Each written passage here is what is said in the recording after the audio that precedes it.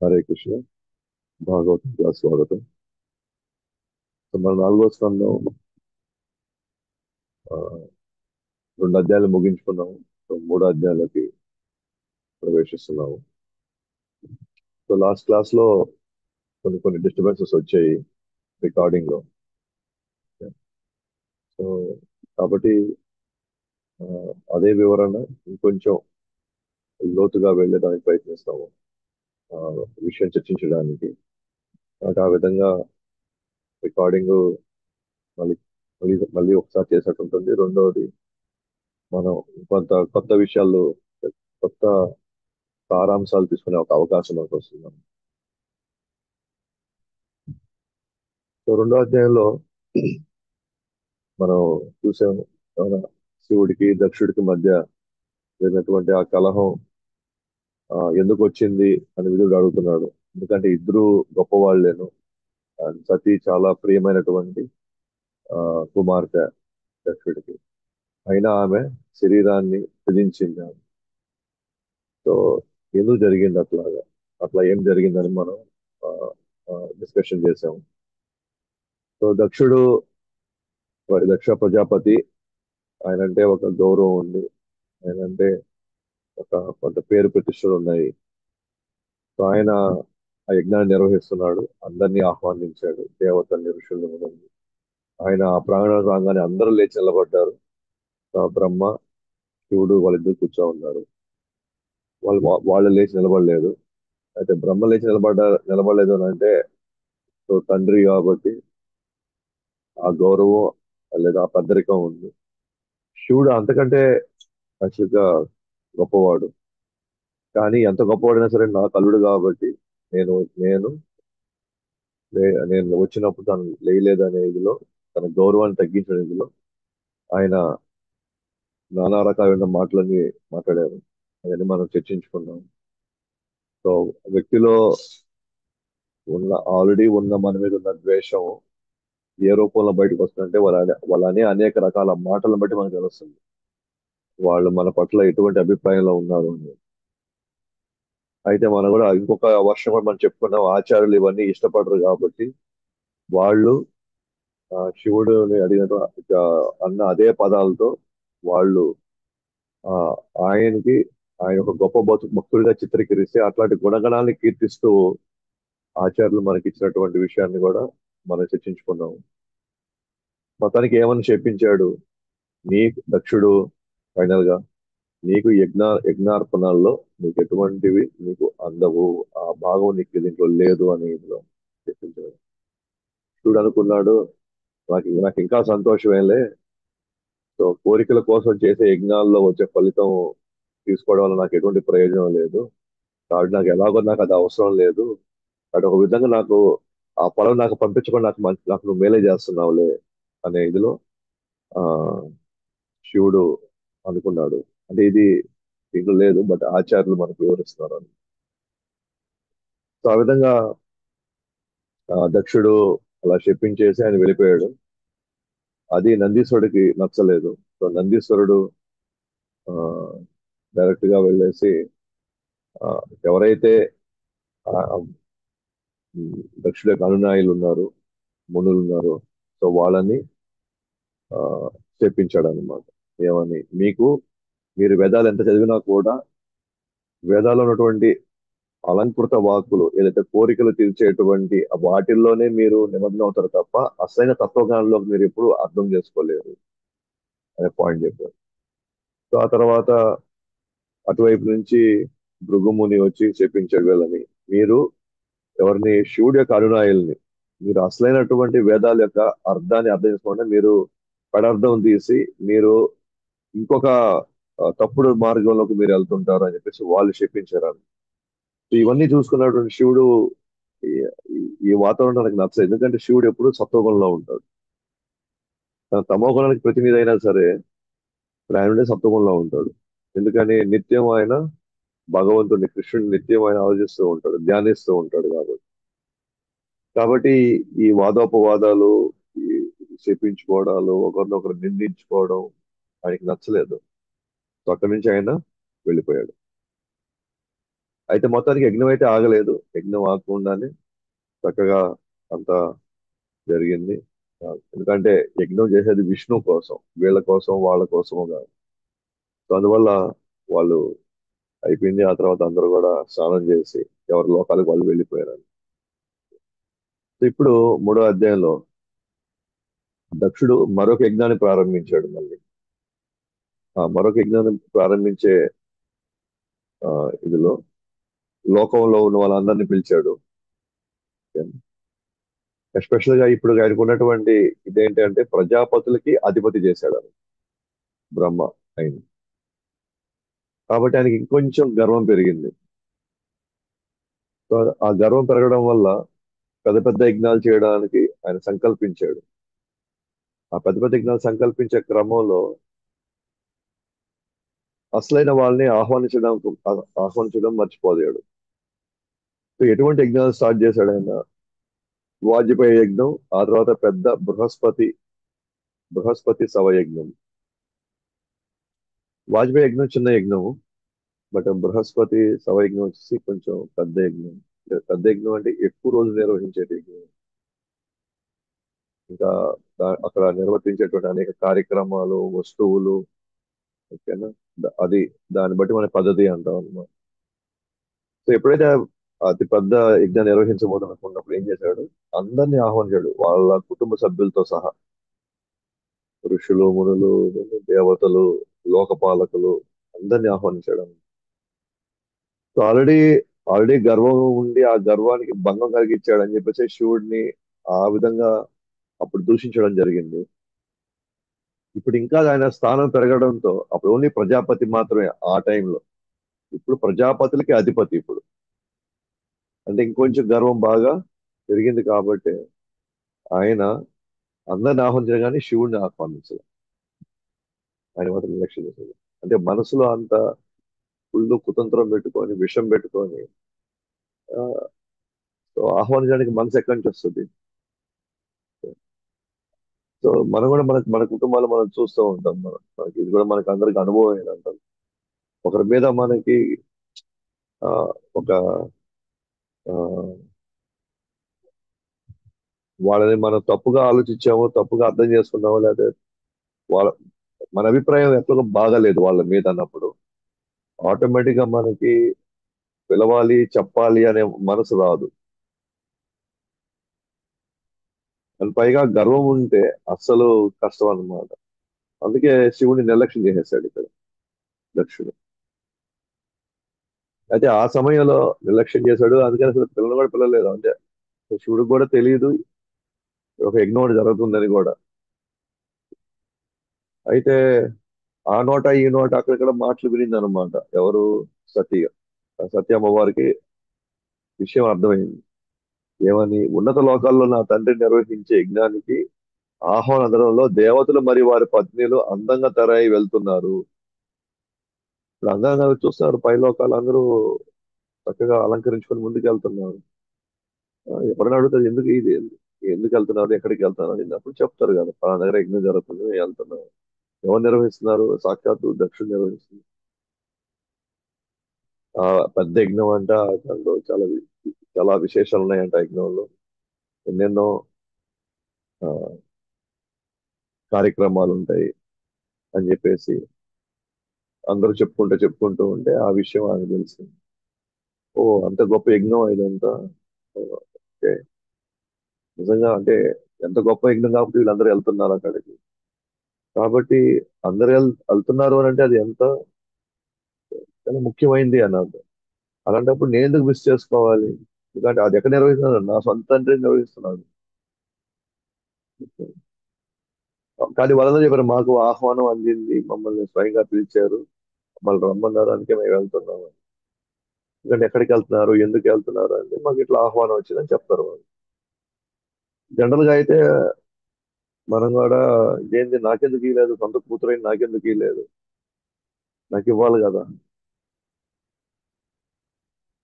అసలు ఆమెకి ఆ థాట్ రాలేదు. ఆమె థాట్ అంతా ఇంత పెద్ద ఇది మనం ఎందుకు మిస్ చేసుకోవాలి, మనం కూడా వెళ్తే అందరినీ కలుసుకోవచ్చు. ఆ, అక్కడ జరిగే కార్యక్రమాలు, అనేక సన్నివేశాలు మనం చూసి మనం కూడా ఆనందపడచ్చు. కాబట్టి ఆయన మీ మామగారు చేస్తున్న ఆయన మీ మామగారు చేస్తున్న యజ్ఞము, ఓకేనా? దేవతలందరూ కూడా వెళ్తున్నారు. సో అంటే ఇప్పుడు శివుడి దగ్గర ఏం కావాలి? ఇప్పుడు ఆమెకి వెళ్ళాలని ఉంది. వెళ్ళాలనుకున్నప్పుడు ఆమె ఏం చేస్తుంది? శివుని పర్మిషన్ అడుగుతుంది, భర్తని పర్మిషన్ అడుగుతా ఉంది. అది పర్మిషన్ అడగడానికి లేదా ఆయన చేత ఒప్పించడానికి ఆమె ఎన్ని రకాల సపోర్టింగ్ స్టేట్మెంట్స్ ఇచ్చుకుంటూ వస్తుంది. అక్కడ వెళ్ళడానికి ఏవైతే అంశాలు ముఖ్యమని అతను అనుకుంటున్నాడో, సారీ ఆమె అనుకుంటుందో, ఆమె ఆయన ముందు పెడతా ఉంది. దేవతలందరూ వెళ్తున్నారు, మీరు కూడా దేవతే కదా, మనం కూడా దేవతలే కదా, మనం కూడా పోవాలి కదా. మనకంటే తక్కువ దిగువ లోక పాలకులు ఉండేవాళ్ళు చేసేవాళ్ళు వాళ్ళే వెళ్తున్నప్పుడు మనం అంతకంటే ఉన్నత స్థాయి స్థితిలో మనం ఉన్నాం కదా. అప్పుడు మనం కూడా వెళ్ళొచ్చు కదా, మనం కూడా వెళ్ళాలి కదా, మనం కూడా వెళ్దాం పదండి అనే పాయింట్ లో మాట్లాడుతున్నాం. నా అక్క చెల్లెళ్ళు వారి భర్తలతో ఖచ్చితంగా వెళ్ళుంటారు. సో తండ్రి ఇంట్లో పలానా కార్యక్రమం ఉన్నప్పుడు ఖచ్చితంగా బిడ్డలు వెళ్తారు కదా. వాళ్ళ భర్తలతో వాళ్ళు ఆల్రెడీ వెళ్ళిపోయి ఉంటారు ఈ పాటికి. మనమే కొద్దిగా లేట్ అయి ఉన్నాము. అది మనం ప్రత్యేకంగా మన గురించి ఏం కాదు కదా, ఇది అందరూ అందరూ వెళ్ళారు, అందరితో పాటు మనం కూడా వెళ్తున్నాం అనే పాయింట్ ని చెప్పడానికి ప్రయత్నిస్తున్నాను. ఇప్పుడు అంటుంది నేను కూడా తయారై మీతో పాటే నేను కూడా వస్తాను, ఇద్దరం కలుసుకొని వెళ్దాము. సో మెయిన్ పాయింట్ ఇది, మన ఇద్దరం కలుసుకొని వెళ్ళాలి. దేవతలు అందరూ వెళ్తున్నారు, నా సొంత అక్క చెల్లెలు వెళ్తున్నారు కాబట్టి నేను కూడా వెళ్ళాలి. కాదుగా మనం వెళ్దాం పదం మనం. సో జనరల్ గా ఆడవాళ్ళకి కొద్దిగా పుట్టింటికి సంబంధించిన అభిమానం ఇది కొంచెం సందర్భం వచ్చినప్పుడు అవకాశం డెఫినెట్ గా కొంచెం ఉత్సాహంగా ఉంటారు వెళ్ళాలి అని. దాంట్లో అది సహజ లక్షణం అది. సో సో ఆమె ఆమె పాయింట్ ఆఫ్ వ్యూలో నుంచి మన అనుకుంది కాబట్టి ఎవరు ఏమనుకున్నా సరే, ఎవరు ఎన్ని రకాలుగా అనుకున్నా సరే మనం వాటిని పెద్దగా పట్టించుకోం. అదిగా మన డిస్కషన్ అంతా కూడా కృష్ణుడు నా అనిగానే అనుకుంటే, మన అనిగానే అనుకుంటే అప్పుడు కృష్ణ సంబంధించిన వాళ్ళందరూ కూడా మన అనే ఇదే వస్తుంది. అలాగే కృష్ణుడు మనకి ఇచ్చేటువంటి ఆస్తులు కూడా అది కృష్ణుడిది అనే భావంలో మనం జీవించగలం. మనకి ఇచ్చే వసతులు అన్ని కూడా అది భగవంతుడి దయ అనే పాయింట్ లో మనం ఉంటాం. సో అందువల్ల ఆ, ఆమె మన అనుకుంది ఆమె తెలియకుండా ఏం లేదు. ఏది ఆ శివుడికి లక్ష్మణ జరిగిన వాగ్విధానం తెలియకుండా ఏం లేదు, అని చెప్పించిన విషయం తెలుసు. ఆ తర్వాత శివుడు ఇట్లా నందీశ్వరుడు ఇట్లా వీళ్ళంతా కూడా పరస్పరం ఇట్లా ఎండలో వాదోపవాదాలు చేసుకుంటూ ఉన్నారు, ఇవన్నీ ఆమెకు తెలుసు. కానీ ఆమెను ఎఫెక్ట్ చేయలే దాన్ని. ఇంకొకరైతే ఇలానా అలానా అట్లా ఎందుకు జరిగింది, ఇలా ఎందుకు జరిగింది, అయినా వాళ్ళకి ఏం హక్కు ఉంది మనం అనడానికి, అన్ని రకాలుగా ఉంటుంది. ఎప్పుడైతే మనం నా అనేదిలో ఉంటామో ఈ భక్తులే నాకు ఆత్మ బంధువులు, ఈ భక్తుల మీ అనుగ్రహం మీదే నా యొక్క ప్రయాణం, నా భక్తి ప్రయాణం ఆధారపడి ఉంది, వీళ్ళెంత త్వరగా నన్ను ఆశీర్వదిస్తారో అంత త్వరగా నీ గ్రంథాల నుంచి నేను బయటపడతాను. సో ఎప్పుడు మనం భక్తుల మధ్యలో మనస్పర్ధలు రాకుండా భక్తుల మధ్యలో మనం అందరూ కలిసిమెలిసి ఉంటాం అని అంటే, ఎప్పుడైతే మనం ఓన్ చేసుకుంటే అప్పుడు ఎవరు ఏమనుకున్నా మనం పట్టించుకోం. అందుకే ఫ్రెండ్స్ గా ఉన్నప్పుడు ఆ, మనం ఎన్ని రకాల బూతులు అన్నా కూడా, ఓకేనా, వాళ్ళు అస్సలు ఆలోచించడానికి పట్టించుకోరు. కానీ ఒక్కసారి మనకి ఎక్కడో చిన్న మనస్పర్ధలు రావడం ప్రారంభించాయి అనుకోండి, అవే మాటలే ఇప్పుడు మనకి చికాకు కనిపిస్తుంది, మనకి కోపం తెప్పిస్తుంది. మరి అదే 10 రోజుల ముందర అవే మాటలు అతనికి ఏం చేస్తే ఆనందాన్ని ఇచ్చాయి. మరి 10 రోజుల తర్వాత మళ్ళీ ప్రాబ్లం వచ్చింది. సో నేను అనే కాకుండా మన అనే పాయింట్ లకు వెళితే అంతా కూడా అర్థమవుతుంది. అందుకని ఇక్కడ కూడా మిగతా విషయాలు పెద్దగా ఏం పట్టించుకోవాలి. వెళ్ళాలని ఉంది అని డిసైడ్ అయిపోయింది. నేను నా తల్లిని, చెల్లిని, అత్తలను, బంధువుల్ని కలుసుకునే అవకాశం నాకు ఉంది. నేను వెళ్తే నాకు ఒక ప్రయోజనం ఉంది అక్కడ. ఆ ప్రయోజనం ముందర ఈ చిన్న చిన్న ఆటుపోట్లు, అవమానాలు పెద్దగా మనం తీసుకోవాల్సిన అవసరం లేదు. కాబట్టి నన్ను డ్రైవ్ చేసేది ఇప్పుడు ఎవరు అని అంటే నాకున్నటువంటి బంధుత్వం నన్ను డ్రైవ్ చేస్తా ఉంది ముందుకి. సో వాళ్ళందరూ నేను ఒక్కసారిగా నేను చూసుకోవచ్చు, ఒక్కసారిగా నేను మనం కలుసుకొని మాట్లాడవచ్చు. ఇప్పుడు ఇప్పుడు కూడా మనం గమనించుకుంటాం. ఇప్పుడు మన ఇద్దరు కలుసుకుంటున్నా సరే, ఇద్దరు వెళ్తున్నా, ఒకరి కుటుంబంలో ఒకరు బంధువులుగా మనం వెళ్ళి కలుసుకున్నప్పుడు అంత ఎక్సైట్మెంట్ మనం ఫీల్ అవ్వట్లేదు. అంత అంటే ఒకప్పుడు ఉన్నటువంటి ప్రేమ, అభిమానాలు ఇప్పుడు అంత రావట్లేదు. ఎందుకు చెప్పండి? ఎందుకంటే రోజు ఫోన్ లో మాట్లాడుతున్నాను, రోజు ఎక్కడో దగ్గర మనం డిస్కషన్. అప్పుడు ఆ రోజుల్లో ఫోన్లు లేవు, ఇది లేదు, ఏం లేదు. ఎప్పుడో వస్తే గానీ, ఎప్పుడో ఒక ఒక పెళ్లికో లేకపోతే ఒక మరణానికో ఎప్పుడో కలుసుకుంటారు, లేదా వేరే వారి పెళ్లిళ్ళలో జరిగినప్పుడు ఆ పెళ్లిలో పోయి కలుసుకోవడమే. అంటే మధ్యలో ఏం జరిగింది, వాళ్ళ ఆలోచనల్లో వాళ్ళు ఉన్నారన్నమాట. వాళ్ళ ఆలోచనలతో ఉండడం వల్ల ఏమైంది, ఎప్పుడు వాళ్ళు కలుసుకుంటారో వాళ్ళ మధ్య ఉన్న బాండ్ బాగా స్ట్రాంగ్ అవుతా ఉంటుంది, బలంగా ఉంటది. అందుకే ఎప్పుడైతే వాళ్ళు ఎంతో కాలం తర్వాత మాట్లాడుకున్నప్పుడు వచ్చేసరికి ఆ కాలం, గతంలో వాళ్ళు ఏదైనా ఒక మాట అటు ఇటు అని ఉంటే కూడా అవన్నీ కాలంతో పాటు అన్ని పోయేటివి, అన్ని మర్చిపోయేవాళ్ళం. ఎందుకంటే ముఖ్యమైన పనులు చాలా ఉన్నాయి చేసుకునేది, దాని గురించి ఆలోచించేంత టైం మనకు లేదు. అయినా వాళ్ళు ఏ భావంతో అని ఉంటారులే, అవన్నీ మనం పట్టించుకోవాల్సిన అవసరం లేదు. ఎందుకంటే కాలం గాయాల్ని మాన్పిస్తుంది. ఇక్కడ ఎందుకంటే ఎప్పుడో ఒకసారి కలుసుకున్నప్పుడు అవన్నీ పెట్టుకోవడం ఎందుకు, అయిపోయింది ఏదో అయిపోయింది, మనం కలుసుకుందాం అనే పాయింట్ వస్తుంది. కానీ ఈ రోజులు అలా లేదు కదా. ఎప్పుడైనా ఎక్కడైనా ఏ పరిస్థితి అయినా సరే మనం మాట్లాడడం, మనస్పర్ధలు, ఒక మాట అటు ఇటు తూలితే మళ్ళీ గొడవలు. కలుసుకున్నా కూడా అంత ఎగ్జైట్మెంట్ ఏం లేదు ఇప్పుడు. ఎగ్జైట్మెంట్ ఎందుకంటే రోజు మాట్లాడుతున్నాం కదా. అందుకే రోజు మాట్లాడుతున్నాం కాబట్టి ఈవెన్ మర్యాదలు తగ్గితే ఒకసారి ఇంటికి వచ్చినా కూడా పెద్దగా పట్టించుకునే పరిస్థితి ఉండదు ఒక్కోసారి. కానీ రాక రాక వస్తున్నారంటే దాని పరిస్థితి ఎలా ఉంటుంది. సో ఒకప్పుడు ఆ యొక్క భావం లేదు. కాబట్టి నాకు ఓకే, నా తల్లిని, చెల్లెల్ని, అత్తల్ని, అందరూ కలుసుకునే ఒక అవకాశం దొరికింది. మళ్ళీ ఒకసారి వాళ్ళందరితో ఆ, ఆనందంగా గడపాలని నాకు ఒక మంచి అవకాశం దొరికింది. నేను వెళ్ళాలి అంటే వీళ్ళ మధ్య మనస్పర్ధలు ఉండుండవా, ఉండుంటాయి. కానీ దూరం పెరిగింది కాబట్టి దగ్గరైనప్పుడు ఒకటిగా అవ్వాలనుకుంటాం. అప్పుడు చిన్న చిన్న మంది పెద్దగా మనసులో ఉండవు, అన్నీ వెళ్ళిపోతాయి. కానీ ఈ రోజుల్లో మనం చూస్తా ఉన్నాం అవన్నీ అలా ఏమి లేవు. అవన్నీ అలాగే ఎందుకంటే అవి మర్చిపోయేటువంటి స్థితిలో మనం ఏం చేయలేకపోతున్నాం. నాకు కూడా ఒక గొప్ప యజ్ఞాన్ని చూసే ఒక అవకాశం దొరికింది, దాంట్లో పాల్గొనే అవకాశం నాకు దొరికింది. కాబట్టి నాకు నేను వెళ్ళాలి కంపల్సరీగా. అసలు మీ మధ్య జరిగిన విషయం నాకు సత్యం తెలియదు. నేను నా పుట్టింటికి వెళ్ళాలనుకుంటున్నాను. అసలు మీ మధ్య ఎవరు మొదట స్టార్ట్ చేశారు, తర్వాత ఎవరు దాన్ని ముగింపిచ్చారు, అసలు నాకు తెలియదు. నేను అక్కడ లేను కదా అసలు. కాబట్టి నిజంగా నాకు తెలియదు ఎవరు సత్యంగా సత్యంగా అక్కడ ఆ, వ్యవహరించారని నాకు తెలియదు.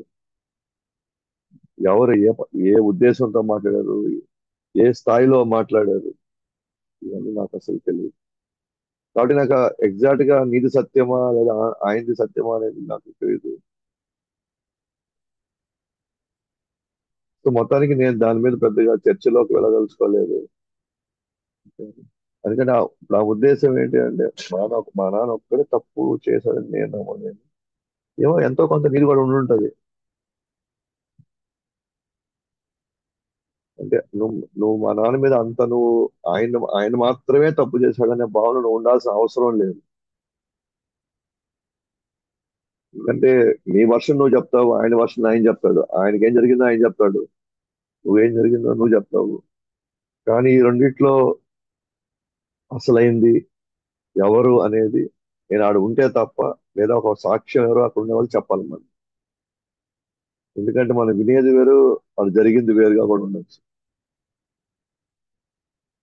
కాబట్టి నాకు సత్యమేం తెలియదు కాబట్టి ఆ, కాబట్టి నాకు మా నాన్న మీద అంత ఇదేం లేదు, కాబట్టి నేను వెళ్ళాలనుకుంటున్నాను.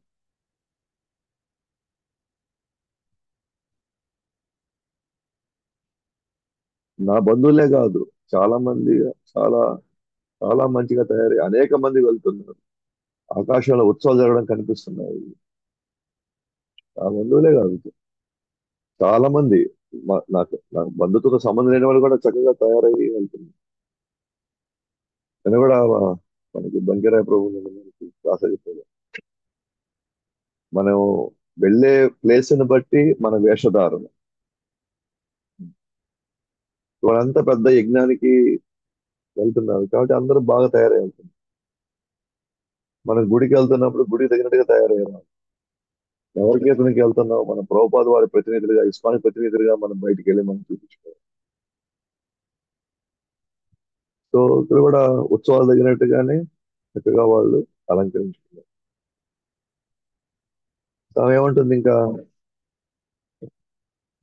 మీరు స్థితి కంట, అంటే నీలకంఠ, ఇతరులపై దయతో విషం తాగారు, అదే దయను నాపై చూపించండి. వాళ్ళందరి మీద కరుణ చూపితే ఇప్పుడు నా మీద కూడా కరుణ చూపించండి. నా మీద కూడా నీకు వెళ్ళాలనుకుంటున్నాను. ఎంతో కాలం అయింది వాళ్ళందరూ కూడా కలుసుకొని. మళ్ళీ నాకు ఇప్పుడు అవకాశం మళ్ళీ వస్తుందో రాదో తెలియదు, అందరిని ఒక్కసారి చూసేది, లేకపోతే ఒక్కొక్క టైంలో ఒక్కొక్కరి ఇంటికి పోవాలంటే అది జరిగే పని కాదు. సో అందరితో పాటు ఉన్నారు కాబట్టి ఒకేసారి నాకు కూడా అయిపోతుంది కాబట్టి వాళ్ళందరూ విషమ పరిస్థితుల నుంచి మనం బయటపడేశారు, సామాన్య జనుల్ని మీరు విషయాన్ని తీసుకోండి. అట్లా వాళ్ళందరి మీద మీరు దయ చూపించినప్పుడు, సో ఇది కూడా, ఏది, ఆయన అన్న నిందలు కూడా మీరు మీ కంఠంలో పెట్టుకోండి. మీరు కూడా ఆయన అన్న మాటలు మీరు పట్టించుకోకుండా అది కూడా మీరు మీ కంట్రోల్లో పెట్టుకొని దయచేసి మీరు నాతో పాటు మీరు కూడా రావాలి, లేదా ఇప్పుడు రాకపోయినా పర్వాలేదు, నాకైనా పర్మిషన్ ఇవ్వండి. సో భార్యాభర్తల అనుబంధంలో అంటే ఒకరికొకరు బాధ్యత, ఒకరినొకరు గౌరవించుకోవడం, సో ఒకరినొకరు అర్థం చేసుకోవడం, సో చిన్న చిన్న విషయాలు జరిగినప్పుడు ఖచ్చితంగా మనం అప్రిషియేట్ చేయడం, ఇది బాగుంది, ఇది బాగా చేశారు, ఇది ఇలా ఉంది. అలా ఉన్నప్పుడు ఎవరు కూడా ఎటువంటి ఆ, ఒక ఏమంటారు, కొట్లాటలకి, లేకపోతే ఒకరినొకరు ఏది పడితే అది అనుకోవడానికి అవకాశం ఉండదు. ఏ మనిషి అయినా సరే కొంచెం గుర్తింపు కోరుకుంటారు. వాళ్ళేమి, ఎవరైనా కూడా ఇప్పుడు మనం అనుకోవచ్చు, ఈ భర్త వచ్చేసి రోజు పనికి వెళ్ళేసి వచ్చి నాకు డబ్బులు ఇస్తున్నాడు, లేదా భర్త అనుకోవచ్చు రోజు వండి పెడుతూ లేదా బట్టలు ఉతుకుతూ నాకు ఇది చేస్తుంది. మనం అర్థం చేసుకోవాలి, ఒక మనిషి ఎందుకు ఎందుకు నా కోసం మా కోసం ఎందుకని ఇతను ఉదయం నుంచి రాత్రి దాకా ఎందుకు కష్టపడాలి నా కోసం, లేదా ఓ, పురుషులు ఆలోచించుకోవాలి, నన్నే కనిపెట్టుకొని వీళ్ళు మా కోసం ఎందుకు వండాలి పెట్టుకోవాలి.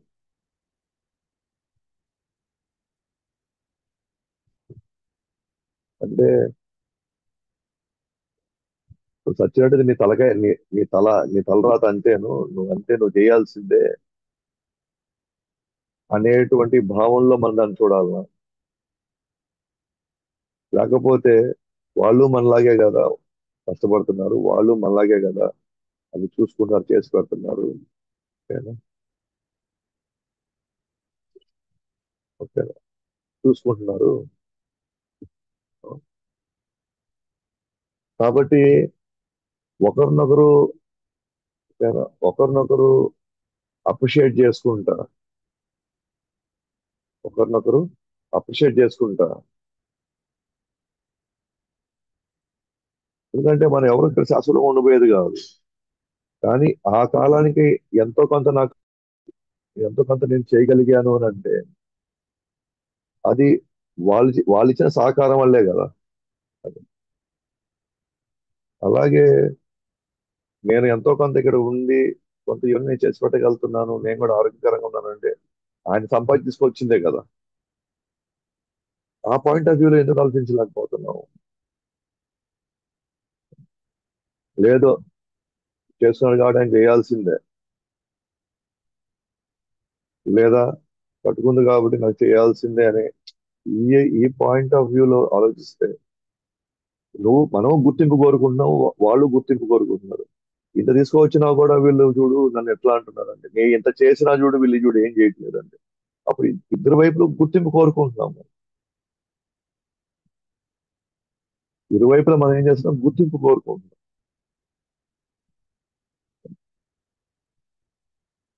సో గుర్తింపు కోరుకుంటున్నప్పుడు అదే మనం కొంతమంది అప్రిషియేట్ చేయగలిగితే వాళ్ళు చేసిందని, లేదా కృతజ్ఞతా భావంతో మనం ఉన్నాం అనుకోండి.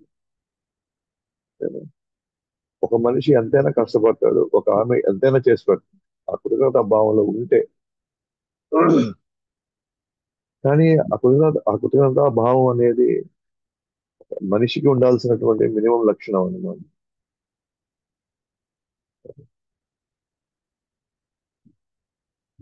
సో కాబట్టి ఇప్పుడు ఈ పరిస్థితి కానీ మనం ఆలోచిస్తే,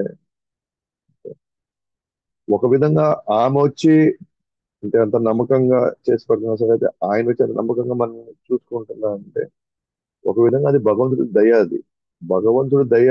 ఆ సంప్రదాయం పెట్టాడు కాబట్టి, ఆచారం పెట్టాడు కాబట్టి, అంటే ఒకరికొకరు సహకారం కావాలి, ఒకరినొకరు అర్థం చేసుకోవాలి, ఒకరికొకరు తోడుగా ఉండాలి అనే పాయింట్ లో పెట్టాడు. అంటే ఆ ఒక సిస్టమ్ ని, ఒక వ్యవస్థని, గృహస్థాశ్రమం అనే ఒక వ్యవస్థని, అయితే వర్ణాశ్రమ ధర్మం అనే ఒక వ్యవస్థని ఆయన స్థాపించాడు. ఓకేనా? అది భగవంతుడు దయ చూపిస్తున్నాడు మన మీద.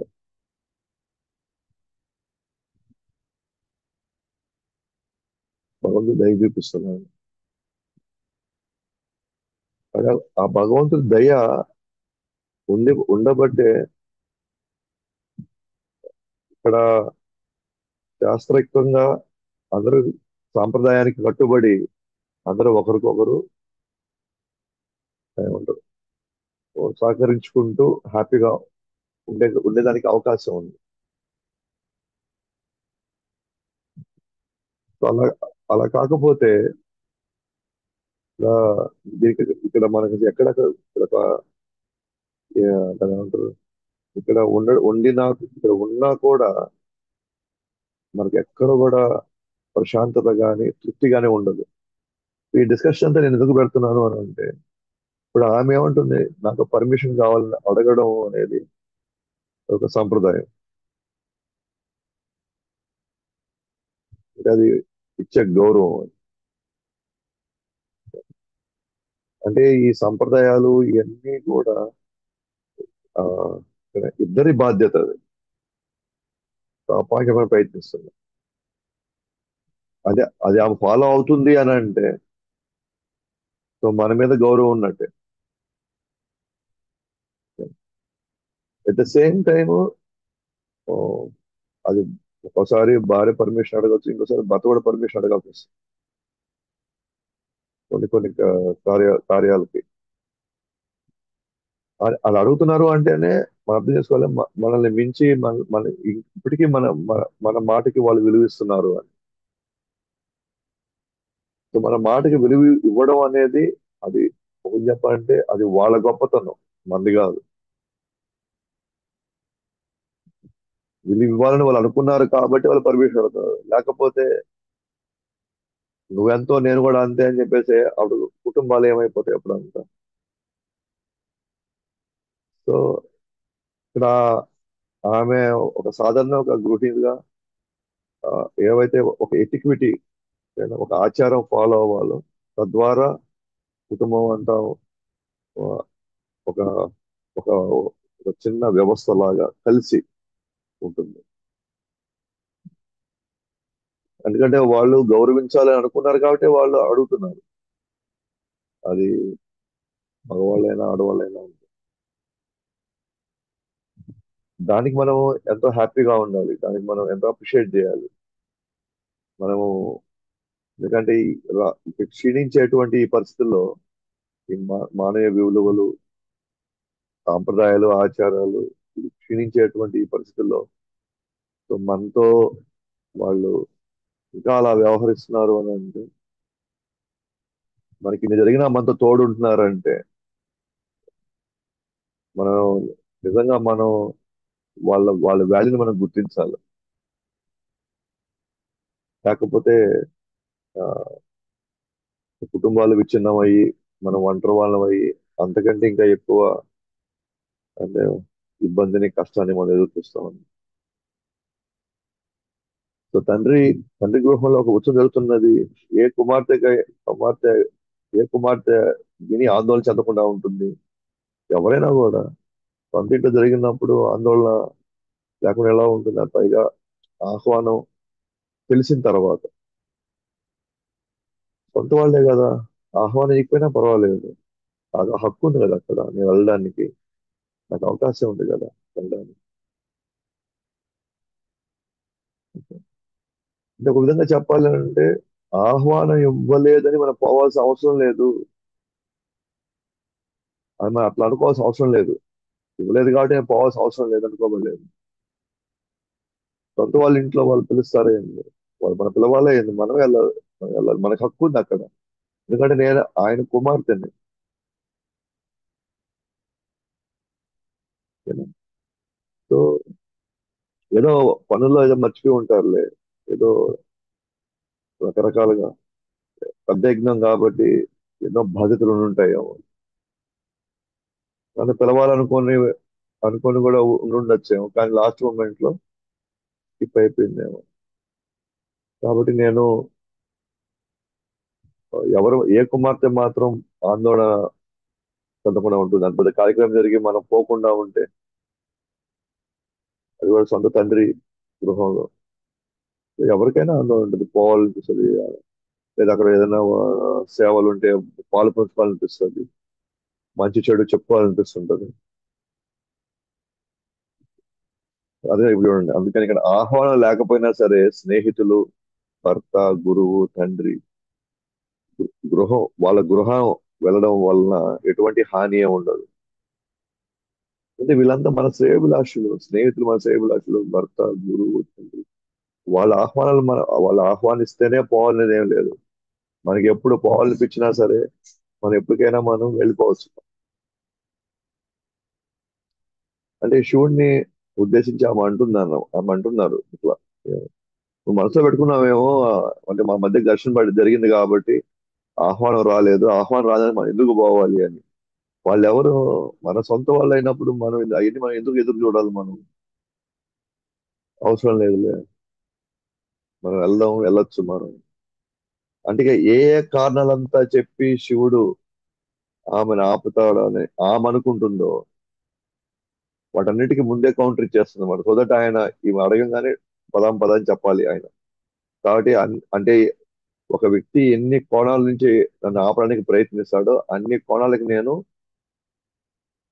ముందుగానే నేను నేను కౌంటర్ ఇచ్చేస్తాను, దానికి నేను సమాధానం ఇచ్చేస్తాను. బట్ ఫైనల్ గా నేను అడిగేటప్పటికి ఆయన ఏమన్నా, ఓకే నువ్వు వెళ్ళు అని చెప్పాలి.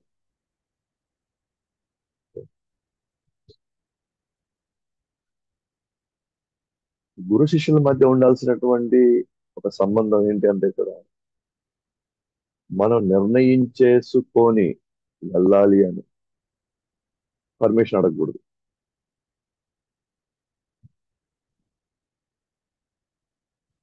ఎందుకంటే నిర్ణయించేసుకొని మనం పర్మిషన్ అడిగాం అనుకోండి, మనం పర్మిషన్ ఇవ్వకపోతే మనం పోకుండా ఉండలేము, మనం ఖచ్చితంగా వెళ్ళిపోతాం. ఎందుకంటే ఆల్రెడీ మనం మైండ్ మేకప్ చేసేసాం.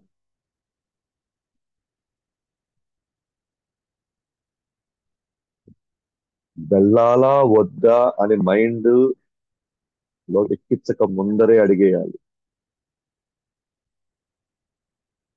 గురువు గురువు సంబంధించిన అపరాధం ఎప్పుడు అవుతుందంటే, నేను ముందే రెడీ అయిపోయిన తర్వాత ఊరికే నామకే వాసి నేను పర్మిషన్ అడగాలి. పర్మిషన్ అడిగితే ఆయన ఒప్పుకోవాలి.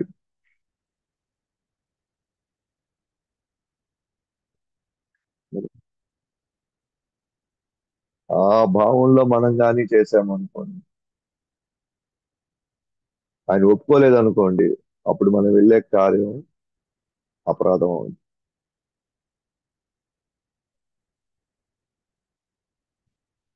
మనం మొత్తం ప్లాన్ చేసుకొని మనల్ని సెట్ చేసుకొని తర్వాత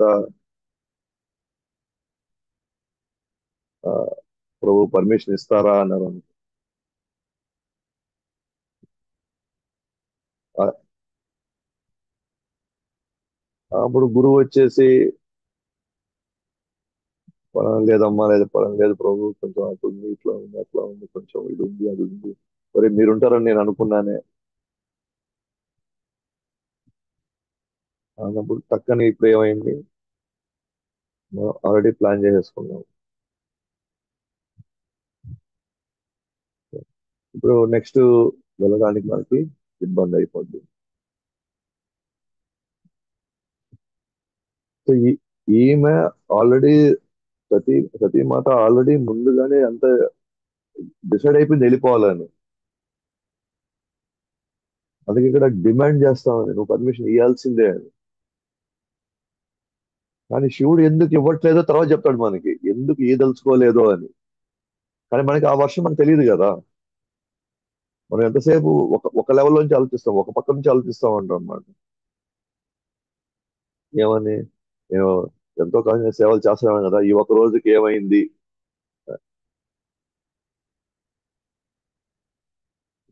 ఆ, ఆయన పర్మిషన్ ఇచ్చే తీరాలి అనే భావంలో ఉంటది.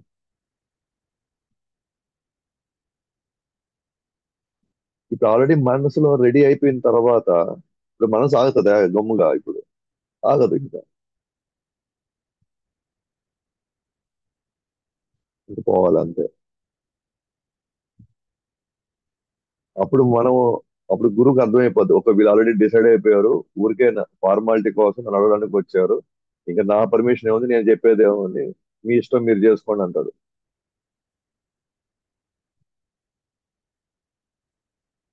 మీరు ఈ ఒక్క విషయం కాదు, మీరు ఏ చేసినా సరే, అది మంగళహారతి అయినా అంతే, అది ఫలానా సేవ అయినా అంతే, లేకపోతే ఇంకోటి అది ఏదైనా అంతే.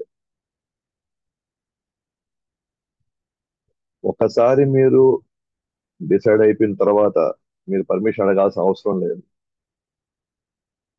ఒకవేళ నిజంగా మనకి అంత గౌరవం ఉంది అంటే, అది డిసైడ్ చేసే ముందరే మనము పర్మిషన్ తీసుకోవాలి. అప్పుడు మనసు అంగీకరిస్తుంది. ఓకే, మీరు చెప్పే కదా ప్రభు, అటు నేను 100% అంటే అప్పుడు మనసు ఫ్రీగా ఉంది. ఏ ఏ ఆజ్ఞ తీసుకోవడానికి మనసు ఫ్రీగా ఉంది. ఆల్రెడీ డిసైడ్ అయిన తర్వాత చెప్పాల్సిన అవసరం అసలేనే లేదు.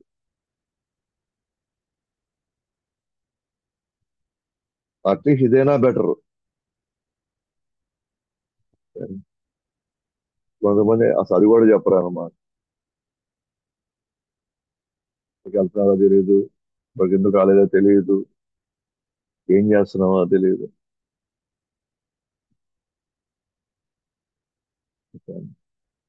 సో ఇంకా అది కంప్లీట్ అంటే, అంటే వాళ్ళు ఎందుకంటే, ఏమో ఆయన నో అంటే అవునంటే కాదంటే ఈ రిస్క్ అంతా మనకి ఎందుకు, చెప్పకుండా పోయి వచ్చేస్తే పర్వాలేదు అయిపోయింది అని. నో, అది ఇంకా చాలా ఆ, ఇంకా మనం అంగీకరించడానికి లేదా యాక్సెప్ట్ చేసే పరిస్థితిలో మనం లేము. మన మనసు ఎదగలే ఇంకా అక్కడ. ఇక్కడ పెద్ద ప్రాబ్లం అక్కడే అవుతుంది ఇప్పుడు. సతీమాతకి అదే అవుతుంది. ఆల్రెడీ ఫిక్స్ అయిపోయింది వెళ్ళాలని. జస్ట్ ఫార్మాలిటీ అన్నమాట.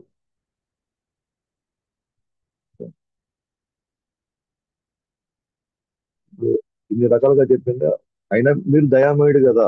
అంటే ఇప్పుడు నెక్స్ట్ ఇంకో లెవెల్కి వెళ్ళినారు. మీరు దయామయుడు కాబట్టి అందరి మీద మీరు దయ చూపించారు కాబట్టి నా మీద దయ చూపించండి. ఎవరెవరికో ఎన్నో రకాలుగా భూతగణాలకే మీరు మీరు అంత కరుణ చూపిస్తారు, దయ చూపిస్తున్నారు. నేను మీ యొక్క సహచ ఆ, సహచారిని అంటే నేను మీకు అర్ధాంగిని నేను. అంత ఎవరెవరి మీద దయ చూపించారు, నా మీద దయ చూపించకూడదు.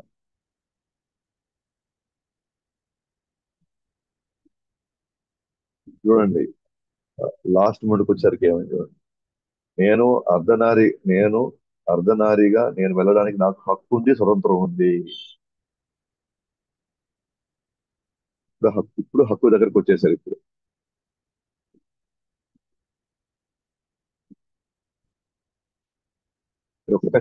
మీరు ఒక్కొక్క స్టెప్ చూసుకుంటూ రండి. ఆ, ఒక్కొక్క ఒక్కొక్క ఆమె ఇచ్చిన స్టేట్మెంట్ చేసుకుంటూ రండి. ఓకేనా? ఎంతో తెలివిగా మాట్లాడుతుంది.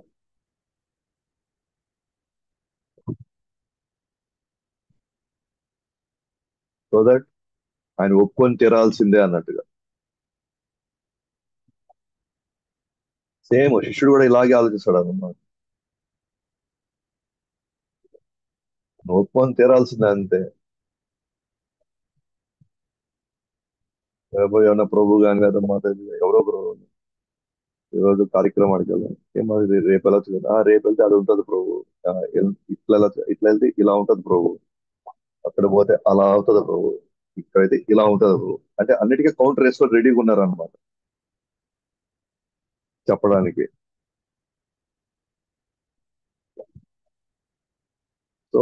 సో కాబట్టి ఎవరు జెన్యున్ గా అడుగుతున్నారు, ఎవరు లేరు అనేది మనం మాట్లాడే ఫస్ట్ మాటలోనే అర్థమైపోద్ది. ఫస్ట్ ఇన్స్టెన్స్ లో అర్థమైపోద్ది. అందువల్ల సరే ఇంకా మీ ఇష్టం అని వదిలేస్తాం.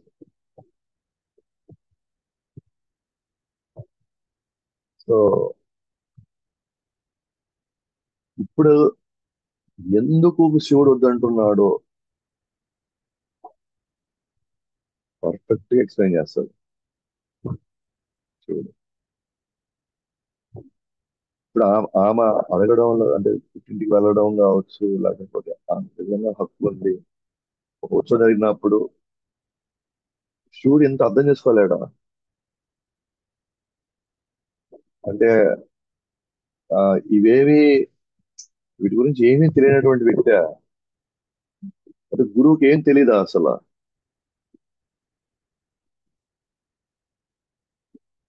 లేకపోతే వాళ్ళు ఆ, ఈ ఎమోషన్స్, ఈ సెంటిమెంట్స్, లేకపోతే ఆ ఆ సన్నివేశాల్లో, ఆ వాతావరణంలో ఎవరు మనస్తత్వం ఏంటి, ఏ పద్ధతిలో ఉంది, ఎవరు ఏ పద్ధతిలో ఉంటున్నారు, అంత అమాయకంగా ఉంటారని మీరు అనుకుంటున్నారా?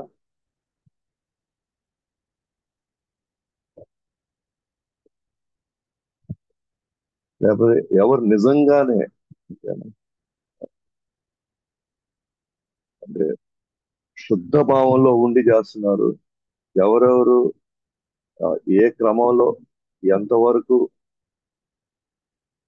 వీళ్ళు మాటలతో మభ్య పెడుతున్నారు, ఎవరికైతే లేకపోతే ఎవరైతే అస్సలు ఊరినే పై పైన మాటలు చెప్పి మిగతావన్నీ ఏం చేస్తారు ఇవన్నీ తెలియకుండానే జరుగుతుంది అనుకుంటున్నారు.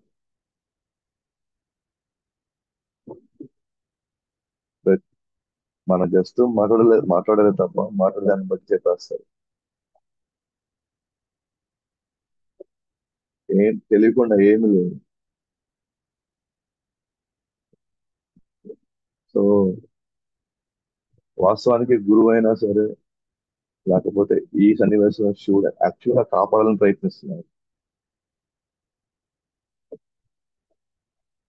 భవిష్యత్తులో జరగబోయే దాని గురించి పూర్తిగా వాళ్ళకి బాగా తెలుసు. మేబీ ఎగ్జాక్ట్ తెలియకపోవచ్చు, కానీ మన మన వ్యవహార తీరు, మన మనస్తత్వాన్ని, మనం మనం ప్రవర్తించేటువంటి తీరును బట్టి భవిష్యత్తులో వీళ్ళు ఎలాంటి ప్రమాదానికి గురవుతారో అది మాత్రం క్లియర్ గా తెలుసు.